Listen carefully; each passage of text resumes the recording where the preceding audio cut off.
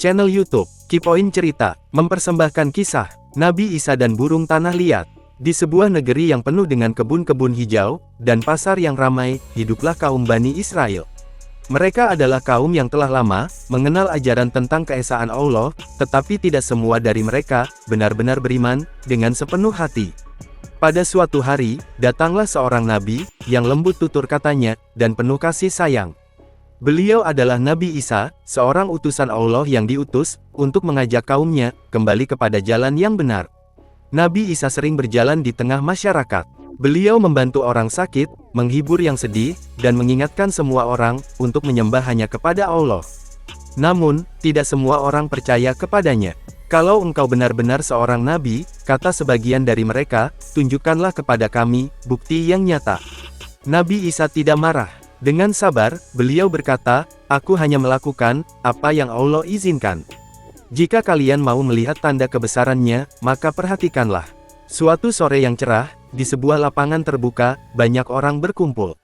Anak-anak, orang tua, dan para pedagang meninggalkan kesibukan mereka untuk melihat apa yang akan dilakukan oleh Nabi Isa. Di tanah yang lembut, Nabi Isa berlutut. Dengan perlahan, beliau mengambil segenggam tanah liat. Tangannya yang lembut mulai membentuk tanah itu. Anak-anak yang melihat menjadi penasaran. Apa yang beliau buat? Bisik seorang anak kecil. Sepertinya, seekor burung, jawab temannya. Benar saja, sedikit demi sedikit, tanah liat itu berubah bentuk. Ada sayap kecil, kepala mungil, dan paruh yang runcing. Semua orang memperhatikan dengan takjub. Setelah selesai membentuknya, Nabi Isa mengangkat bentuk burung dari tanah liat itu dengan hati-hati. Beliau memandang orang-orang di sekelilingnya. Ketahuilah, kata beliau dengan suara tenang, semua ini terjadi hanya dengan izin Allah. Kemudian, Nabi Isa mendekatkan burung tanah liat itu ke wajahnya. Dengan penuh keyakinan, beliau meniupnya perlahan. Hembusan itu terasa lembut, tetapi sesuatu yang luar biasa terjadi. Tanah liat itu tiba-tiba bergerak. Sayapnya bergetar, matanya terbuka, dan dalam sekejap, burung itu hidup. Subhanallah, seru beberapa orang. Burung kecil itu mengepakkan sayapnya, dan terbang ke udara. Ia berputar di atas kepala orang-orang, lalu terbang lebih tinggi, hingga atas mengitari langit biru. Semua orang terdiam, mata mereka terbelalak, hati mereka bergetar.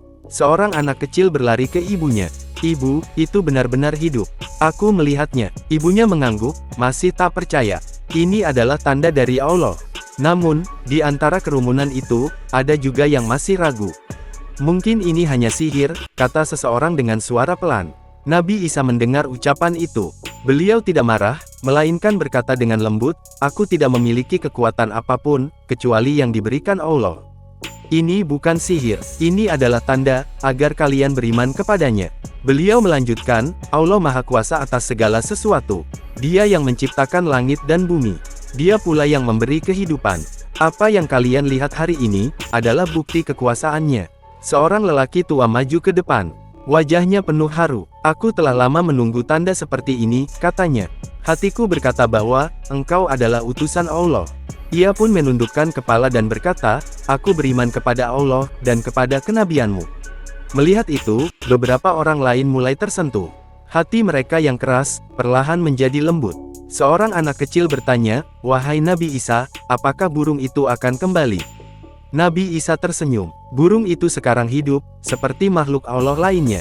Ia akan terbang bebas di langit, mencari makan, dan memuji Allah dengan caranya sendiri. Anak itu tersenyum lebar. Aku ingin seperti burung itu, bebas dan dekat dengan Allah. Nabi Isa mengusap kepala anak itu, dengan lembut. Kamu bisa, dengan selalu berbuat baik, dan mengingat Allah. Hari itu menjadi hari yang tidak terlupakan, bagi kaum Bani Israel. Mereka menyaksikan dengan mata kepala sendiri, sebuah mukjizat yang luar biasa, sebuah tanda kebesaran Allah melalui Nabi Isa. Namun, Nabi Isa selalu mengingatkan, mukjizat bukanlah tujuan, melainkan tanda. Yang paling penting adalah, keimanan kalian kepada Allah. Sejak saat itu, semakin banyak orang yang mulai percaya. Mereka belajar untuk lebih bersyukur, lebih jujur, dan lebih dekat kepada Allah. Dan burung kecil yang dulu berasal dari tanah liat itu, terus terbang tinggi di langit, seolah menjadi saksi, bahwa dengan izin Allah, sesuatu yang tampak sederhana pun, bisa menjadi luar biasa.